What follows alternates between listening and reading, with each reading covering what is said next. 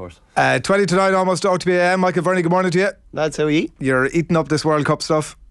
I'm not. You haven't seen a minute of it? No, I haven't watched a minute of it, no, to be honest with you. There's no interest? Just doesn't interest me. I don't know, I was just chatting Shane off there. I'd much rather keep in tune with the snooker and different bits and pieces. I'm a creature of habit now at this age. I used to love soccer, but I just kind of went away from it. I don't know, when it kind of went really commercial or whatever, and it went on Sky probably, a lot of it, I just probably stopped watching a lot of it, yeah. Will you watch, like, when it gets to the final, will even curiosity sort of draw you in? Or I'll probably be somewhere where it'll be on or be around a few boys or something like that, but I haven't watched a minute of it. I have a fair idea of what's going on, and stayed in tune with the drama last night. You only have to go on Twitter to see whether the ball was across the line or whether it wasn't, and the angles are fascinating as well. Yeah.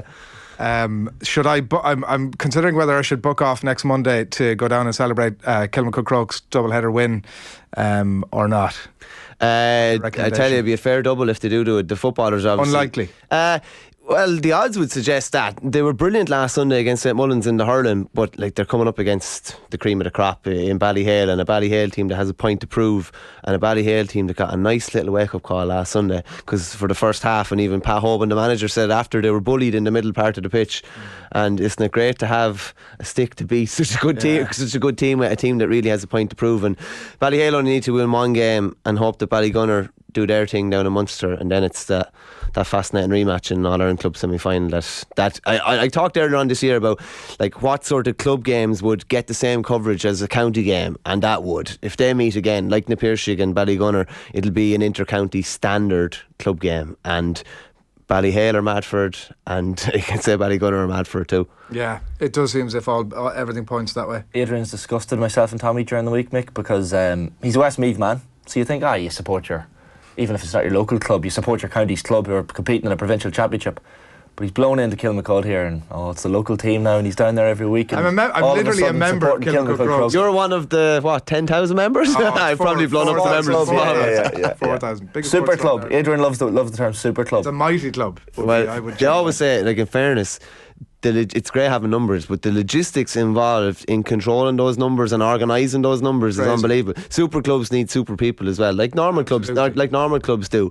Must be so tough I'm for them. I'm going to use that line again, because that is absolutely it. I'm the biggest advocate for everything they're doing down there. I have to say, the stuff that gets reported about, the stuff that gets melded into a conversation around, like Shane Walsh joining the club, and suddenly you've chat about they're the Man City of GA and all this stuff. I see what's happening on the ground down there, and I'm not, look, I don't know what's happening at the other level, I'm not involved in it, but I see what's happening at the under sevens, and there's 150 kids at that age group going down there, and like you say, the super people that are involved in driving that stuff. It's an incredible volume of work. I agree with you, but like the Man City of under 7, under 8 teams, people doing great work as well, but like they are the Man City of but Man City have oodles of cash, and what I'm saying is, like, Kilmacud are broke, are they? No, but at 7 at 9 o'clock, 9:30 on a Saturday morning, when there's 130, 40 kids milling around, and it does them a massive disservice to be talking about this nonsense to do with, it's like as if they've got they're beg, borrowing and stealing as many pitches as they can because they don't have room to. It's not like they've got like some floodlit, like, super facility, but like, it's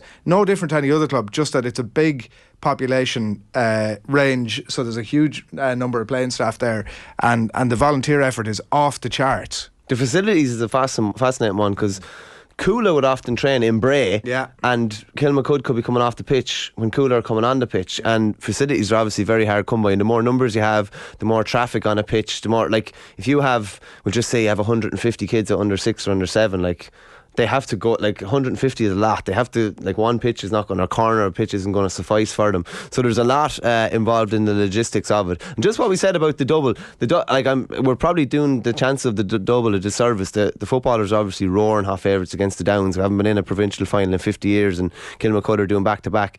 But the hurlers were brilliant last week, and after being beaten by Clough-Ballacalla last year, probably stunned down in Portlaoise, they beat them pretty comprehensively. They beat a St Mullins side, they put it up to Ballyhale in a final in 2019, beat them pretty comprehensively, and their pace is scary. They're a young, fit, athletic side. I think the fascinating thing about it is, what's probably not talked about with the Shamrocks enough, with Ballyhale Shamrocks enough, is how fit, how strong and mobile they are. And that, I think, in around that middle third, I think Ballyhale might eventually eat them up physically, just because Kilmacud are, as I said, a mobile side, but there's only a certain amount of times in a game you can get hit before it eventually takes that little steam out of you and you're kind of punch struck a small bit maybe towards the end of a game. But I do expect that to be tight, and it's definitely not going to be one-way traffic. Adrian Mullen was somebody myself and Shane had on Tuesday, and we were chatting to him like a young fella who, former Young Player of the Year, All-Star, and like has Fennelly blood in him, which I didn't know before we had him on. Like obviously a serious player, a better chance of winning All-Ireland at club level, I would hasten to predict, than he does at county level probably. Well, he has a couple already. I think it's mad. They were only beaten 3 points in the All-Ireland final. Was it 3 or 2 even? Was it 130 to 226 in the All-Ireland final, and we're totally right off next year. But if I asked you, you'd still say Limerick. I know I would, yeah. On Adrian Mullen, there's a guy that can literally do everything on the pitch. He can play inside, he can go deep, he can create, he can attack, he can distribute brilliantly. He's so physical, and he's such a great worker. And it's like almost the mantle in Ballyhale Shamrocks has been passed probably from Henry to TJ, and it's probably slowly passing to Adrian Mullen now as well. Like he's only 23, did his cruciate. His young hurler of the year, as he says, an All-Star this year, was in the running for Player of the Year probably before the final, had a quiet final. By his standards, hit 3 points, but he's controlling everything that's good about Ballyhale at the moment. And like that's some statement to make, in a forward line that also includes Owen Cody, Colin Fennelly, TJ Reid. Do you know what I mean? And as long as Mullen is at that 8 out of 10 and a few other guys chip in at 7 out of 10, they're in pretty good shape most days. The dual players that we talk about, one difficulty I suppose Kilmacud have is the dual nature of a lot of their, the fact that you have two teams firing on both fronts.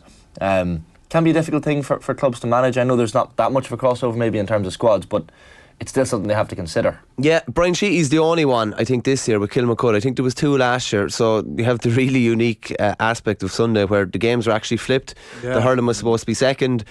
He's a guaranteed starter for the hurlers and will play the whole game if he's fully fit to play it. So he'll play the first game. Hopefully be celebrating from his point of view. We'll go and maybe chill out or jump on a bike maybe for 15 or 20 minutes, probably not do the warm up with the footballers, and then we'll probably come on for the last 10 or 15 minutes as he does normally with the footballers. But it's a difficult balancing act for him. It's not something that's ever been done before where a club has been able to win both codes in the same year. I think Portlaoise were beaten in the late 80s. UCD I think have been in both finals. Ballyboden have been in both finals, and Portlaoise, but no one has ever won the two of them. So imagine the Sunday Brian Sheehy would have. And I have to say it's just uniquely GEA, and fair play for them for facilitating that, because it could have easily just said. Yeah, well you could say as well, fair play in one way, but should they be on different days? But we asked Oisin O'Rourke during the week, who's obviously with the hurlers, and he was kind of happy because the overlap is not that strong, and for a club it's someday for Kilmacud to be going to Croke Park for 2 provincial finals on Sunday, and it'd be extra special for Brian Sheehy if they win the 2 of them. That goal that they got against St Mullins with that Ronan Hayes drive down the middle, and it's easier probably for him in a lot of ways just to tap that over the bar, but he goes for the jugular. They're going to need to go for the jugular a lot if they're going to come out on the right side, aren't they? Yeah, and I think probably the intriguing and promising point of view thing from a Kilmacud point of view is the amount of goal chances they created and the amount of goal chances that Ballyhale threw up against Naas. They could have been well behind 15 or 20 minutes in, and they probably had to thank Dean Mason for two really good saves, and they could have been very far behind. But they were a bit startled in that opening period against Naas, and I don't expect that to be the case on Sunday. When a team gets a wake up call and the next day it's like they're the one giving the wake up call to the other team and they're the one forcing the physicality. But from a Ronan Hayes point of view and a Kilmacud point of view, love breaking the line, love creating goal chances. Like, he was stone mad for goals the last day. He had no interest in tapping the ball over the bar. Every time he got the ball, he was racing down the middle. I don't expect there to be big channels of space for him to run down, but when they get those couple of chances, they're definitely going to have to take them. They also have Alex Considine back, who was suspended from the county final, so he missed 2 games. He's going to be back, and I imagine he comes straight into the full forward line as well. This might sound like a ridiculous thing to say, but I mean, are there any weaknesses in the Ballyhale team that Kilmacud can target? Oh, there aren't too many weaknesses, and if you look at nearly every player has got county experience as well. The defence definitely looked a bit shaky last day, so I definitely would say that that's something that Kilmacud will go after, and Kilmacud put up big scores and they create goal chances, so probably creating chances and taking them early. That's where you're looking at. There was definitely a few openings left by the Ballyhale defence the last day, and Kilmacud will definitely be looking to exploit them. Yeah, but Ballyhale to get it done is what you're saying ultimately. Yeah, I think I actually think Ballyhale will be the ones that force the issue early, and I wouldn't be a bit surprised to see Colin Fennelly hit the net once or twice in the first 10 or 15 minutes, and for them just to have them at arm's length throughout. Like by arm's length, I'm talking 5 or 6. Okay. In the second game then, Crokes against the Downs from Westmeath, and another man we had on recently, Luke Loughlin, chatting about his amazing journey over the last few years. But he wasn't always a starter for Westmeath this year, but big impact player at times during that obviously Talton run, and clearly belongs at that level. Man of the match in the Ratoath game, and kicked 5 points. And if the Downs are to win, he's a player that probably needs to be man of the match again. Oh, without doubt, Jay. He's kicking 4 or 5 from play every day, and his story is fascinating because he's talked kind of openly about playing games or losing a game and just kind of disappearing off the face of the earth for 2 months. But I was just chatting to Niall Mitchell, his forward colleague and teammate, during the week, and he just said you can see in him how happy he is at the moment, and you can see even in his style of play that he's not most really good forwards, I suppose, have a selfish streak to them in a way, but he's taking on the shots when the shot's there to be taken on. He's a creator when it's there to be created. And he's gonna have to be. It's a really fascinating one on Sunday. So the Downs have kicked an average of 20 points per game, and Kilmacud concede so little. I think it was 112 to 4 points against Port Harrington. It's funny enough for a team that has Shane Walsh in the ranks, and obviously Paul Mannion when he's fit, they don't shoot the lights out. They don't need to, and they really go after your kick out, and they go after the Downs kick out as well on Sunday as well. The Downs were in same as Tour de Strand actually. Tour de Strand were in a provincial final 40 years ago, were beaten there in the Connacht final at the weekend. The Downs were in the final in 1972 and obviously haven't been back there since. And the funny one about a lot of the provincial finals this weekend, there is a red hot favourite in one corner. Apart from the Schlockneil and Dunloy game, there's a really strong favourite. The Downs are massive underdogs, and they've hit 20 points per game. They'd be doing well to get 10 or 11 on the board at the that would be a good tally, and that would give them a chance of winning the game. But and as you say, maybe Crokes don't score an awful lot more, and maybe that's the sort of game that they'll need. But Craig Diaz is in crazy form out around the middle of the field. He's literally controlling games, and I know Paul Mannion is missing, but they still have the likes of Darragh Mullen up there, Shane Cunningham, Shane Horn, and obviously Shane Walsh as well. Probably expect Dara Egerton, who's more renowned as a hurler, same as Niall Mitchell is actually, probably to pick up Shane Walsh, and obviously he's going to have to keep him quiet. But again, if you're just focusing on man marking duties with him, it opens doors and space for other guys, and there's plenty more guys to take opportunity. Yeah, he's controlling games midfield. If anything, he got called back under Desi a couple of years ago and played a couple of games. We chatted to him not too long ago as well, and he's in the form of his life at the moment. I don't know if his home situation will allow him to go in. I think he has a small kid at home, but he's literally a guy that you would be probably looking at for county. I've been at a couple of games of Crokes recently. I know it's Dublin, so they're a different benchmark than most of the teams in the country, but the way he dominates games and is not afraid to get up and try for a score or take a score. He's scored a couple of goals. Remarkable that he hasn't played more for Dublin over the last 8 or 9 years. It probably is, yeah, because as you say, I do think he's in the best form of his life at the moment, yeah. And it's never too late. If you're in form, it's never too late. So it'll be interesting to see. It would be his 3rd time back in with Dublin if he was called back in. But the fascinating thing about Crokes is, and I know they were beaten in the club final last year with that last minute goal, but their ability to strangle you and suffocate you. Coola had them on the rocks in a quarter final, just choked them out in the last 10 or 15 minutes. A good lad putting a sleeper hold in or something, Shane, the last 5 or 10 minutes. Well, there's comments coming in, Nick, on your top, people suggesting it's the Rock. Oh, it is, yeah, fair enough. Good old Brahma Bull symbol, Stick with the sleeper theme, of course. I don't want this to sound disrespectful to the other teams in the Leinster Club Football Championship, but do Kilmacud have it tougher within county? When they play the Dublin Senior Championship, is that a much tougher test for them than when they get to the provincial level? Yeah, well, you could probably say the same even when Vincent's were on a run, and even when Ballymun got all the way to the All-Ireland final as well, and even when Burr were on top back in the 90s, Burr won a Club All-Ireland in 95, having won a playoff against Rhinus to qualify for a quarter final. That can often be the case, and same with Kilcoo. Warren Point, and I think it was Warren Point and Byrne, absolutely ran them to within an inch of their life. Now they're in a provincial final and are probably favourites to win All-Ireland outside of Kilmacud, so that's often the case. And once you get it's almost like once you get that over that first little hump, not the pressure is off, but you can kind of get into a bit of a rhythm, and Kilmacud are definitely in a rhythm now. Like, they were as good as they've been over the past couple of years against Port Tarrant in that semi-final. Just a word as well on Maurice Deegan. He's refereeing at the weekend. I think that's it's going to be his last big gig, because he's hit the 50 mark, and once he hit the 50 mark, you basically have to retire from intercounty refereeing. Well, I tell you what, because I was chatting John Keenan recently, did a piece with him in the Independent last week. He's 49, and to me, he's coming into his prime as a referee, and he was refereed that brilliant Munster final last year. But next year is going to be his last year because he's 50. So I don't understand. I don't know. Is it ageist? I think it is. 50 is young now. Well, like, I'll tell you what, he said, the way John put it to me was, if I'm still hitting my metrics at 53 or 54, I don't think it really matters. Like, because exactly, like, what's fitness test? You should be down to a fitness test. What's the average age for retirement at intercounty? We'll just say it's 31. That's not to say that someone can't be still playing under 40 like Tony Brown was. There are outliers in every category. I just find it funny that with the shortage of referees, that we're actually pushing some of the top referees out the door.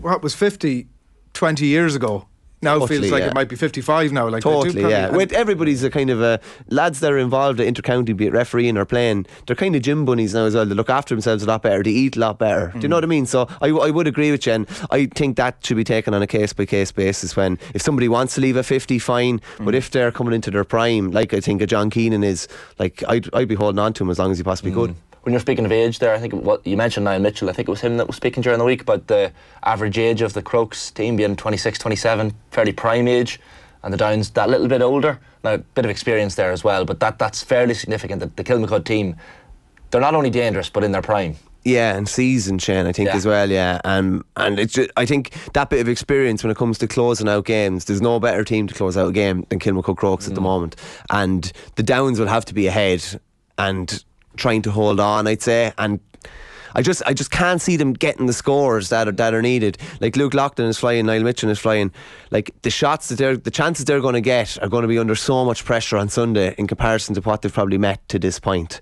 And like, of all the certainties at the weekend, they definitely would have the Kilmacud Crokes footballers as the greatest certainty of them all at the weekend. And that's not doing disrespect to the Downs. It's just the, the facts of the matter. It's funny how we mentioned, like, all the talk is of Shane Walsh and the scoring and the fact that he can be outside the scoring zone and pick off points galore, but there was one of the players pointing out this week that he gives everyone else in the Kilmacud Crokes forward line space to do damage themselves, which you kind of forget about sometimes. Yeah, well, when you have a player like that, people often say, if we can keep him out of the game or whatever, but then he gets smart and he starts, like, just disappearing out of the forward line, and all of a sudden there's only 5. I don't know how you keep him out of a game. I honestly watched him play at times. I know that too, at the Dublin final, you talk about keeping out of the game, he's back in the Crokes full back line a lot of the time, helping out, digging out, like, getting stuck into the hard work. I honestly, that sounds like such a naive comment. I don't know how you keep him out of a game. It's very difficult. You have to have a miserable fella who has no interest in touching the ball. You actually do. Like, you have to have somebody that does not probably want to be involved in the play, and will just be like,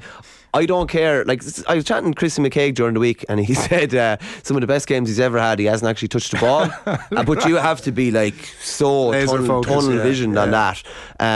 But as I said, Walsh, it's amazing how, whatever about Walsh's genius and being able to kick scores, it's amazing how he's actually, like, talking on the field and, like, dictating affairs like a lad that's been playing with him for 10 years. He's literally, like, bringing all his experience. I don't know if he came straight in and was like, if say he got to learn the plays very quickly and then was like, I'm an experienced player here, I'm going to control things. If you're down at pitch level, Adrian, you can actually hear him.